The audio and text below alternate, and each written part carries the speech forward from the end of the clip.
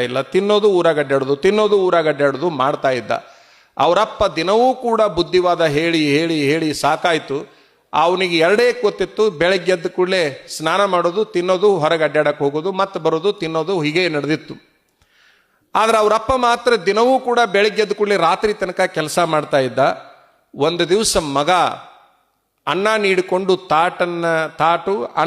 ತಾಟ್ನಲ್ಲಿ ಅನ್ನ ಸಾರು ನೀಡಿಕೊಂಡು ಊಟಕ್ಕೆ ಕುಂತಿದ್ದ. ಅಪ್ಪ ಹೊಲದಿಂದ ಬಂದ.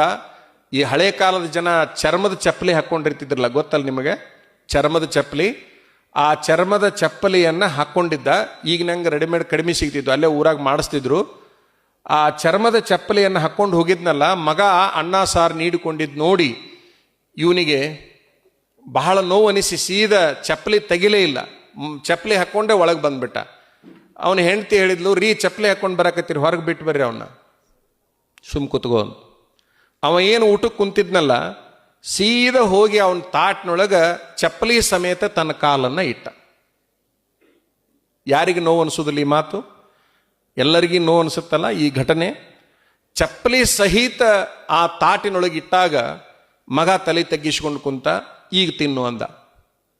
ತಿನ್ನು, ನನ್ನ ಕಾಲನ್ನು ತಿಂತೀಯೋ ಆ ತಾಟ್ನಿಂದ ತಿಂತೀಯೋ, ಎರಡರಾಗ ಯಾವುದಾದ್ರೂ ತಿನ್ನು ಅಂದ ಅವರಪ್ಪ.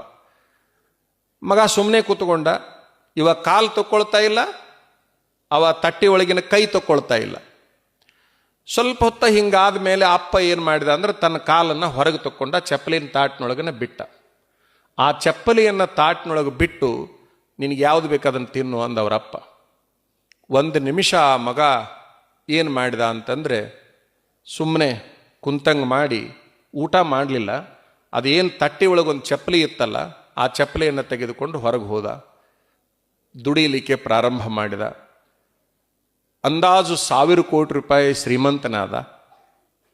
ಒಂದು ಮನೆ ಕಟ್ಟಿಸಿದ, ಅಂದಾಜು 50 ಕೋಟಿ ರೂಪಾಯಿ ಮನೆ. ಆ 50 ಕೋಟಿ ರೂಪಾಯಿ ಮನೆಯಲ್ಲಿ ದೇವರ ಮನೆ ಅಂತ ಇರಲೇಬೇಕಲ್ಲ ನಮ್ಮ ಹಿಂದೂ ಸಂಸ್ಕೃತಿಯಲ್ಲಿ. ಆ ದೇವರ ಮನೆ ಅಂತ ಮಾಡಿ, ಜಗಲಿ ಅಂತ ಏನಿರ್ತೈತಲ್ಲ, ಆ ಜಗಲಿ ಮೇಲೆ ಯಾವ ದೇವರನ್ನೂ ಇಟ್ಟಿಲ್ಲವ. ಅವರಪ್ಪನ ಒಂದು ಚಪ್ಪಲಿಯನ್ನು ಇಟ್ಟು ಪೂಜೆ ಮಾಡ್ತಾ ಇದ್ದಾನೆ. ಅವರಪ್ಪನ ಒಂದು ಚಪ್ಪಲಿಯನ್ನು ಇಟ್ಟು ಪೂಜೆ ಮಾಡ್ತಾ ಇದ್ದಾನೆ. ನಮ್ಮಪ್ಪ ಇಂತಹ ಒಂದು ಕಠೋರ ನಿರ್ಧಾರವನ್ನು ತೆಗೆದುಕೊಳ್ಳಿಲ್ಲ ಅಂತಂದರೆ ನಾ ಇನ್ನೂ ತಿಂದು ಅಡ್ಡಾಡ್ತಾ ಇದ್ದೆ ಅನ್ನುವಂತಹ ಮಾತನ್ನು ನಾವು ಹೇಳ್ತಾನೆ. ಸ್ವಂತ ವಿಮಾನದಲ್ಲಿ ಅಡ್ಡಾಡುವಷ್ಟರ ಮೆಟ್ಟಿಗೆ ಶ್ರೀಮಂತನಾದ. ಹಾಗಾಗಿ ಕೆಲವು ಸಾರಿ ಗುರುಗಳಾಗಿರ್ತಕ್ಕಂಥವರು, ತಂದೆ ಮತ್ತು ತಾಯಿ ಆಗಿರ್ತಕ್ಕಂಥವರು ಮಕ್ಕಳಿಗೆ ಬುದ್ಧಿವಾದವನ್ನು ಹೇಳ್ತಾನೇ ಇರಬೇಕು. ಅದು ಒಳ್ಳೆಯ ಮಟ್ಟಕ್ಕೆ ಬೆಳೆಸುತ್ತೆ ಅಂತಕ್ಕಂತಹ ಒಂದು ವಿಚಾರವನ್ನು ನಿಮ್ಮೆಲ್ಲರ ಗಮನಕ್ಕೆ ತರ್ತಾ